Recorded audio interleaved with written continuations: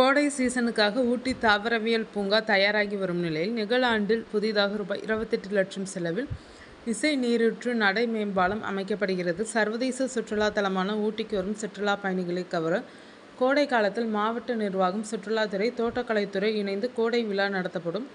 ஊட்டி மலர் கண்காட்சி உலக பிரசித்தி பெற்றது என்பதால் இதனை காண உள்நாடு மற்றும் வெளிநாடுகளிலிருந்து பல்லாயிரக்கணக்கான சுற்றுலா பயணிகள் வருவார்கள். இந்நிலையில் சுற்றுலா பயணிகளை கவரும் வகையில் இந்த ஆண்டு பூங்கா முழுவதும் உள்ள பாத்திகளில் 275 ரகங்களில் சுமார் 10 லட்சம் மலர் செடிகள் நடவு செய்யப்பட்டு வருகின்றனர். மேலும் சுற்றுலா பயணிகளை கவர 35,000 தொட்டிகளிலும் மலர் செடி நடவு செய்யப்படுகிறது. மே மாதம் 128வது மலர் கண்காட்சி நடைபெற உள்ளது. ஊட்டி அரசு தாவரவியல் பூங்காவில் இதற்கான ஆயத்த பணிகள் இப்போதே தொடங்கியுள்ளன.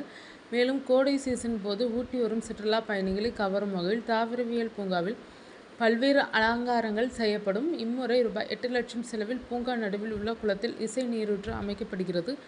இப்பணிகள் ஓரிரு நாட்களில் தொடங்க உள்ளது. இதேபோல் நிகழாண்டில் புதிதாக ஜப்பான் பூங்கா அருகே உள்ள இரு குளங்களுக்கு இடையே ரூபாய் 20 லட்சம் செலவில் நடை மேம்பாலம் அமைக்கப்படுகிறது. இதேபோல் பல்வேறு பூங்காக்களிலும் தோட்டக்கலைத்துறை சார்பில் மேம்பாட்டு பணிகள் மேற்கொள்ளப்பட உள்ளதாக அதிகாரிகள் தெரிவித்தனர்.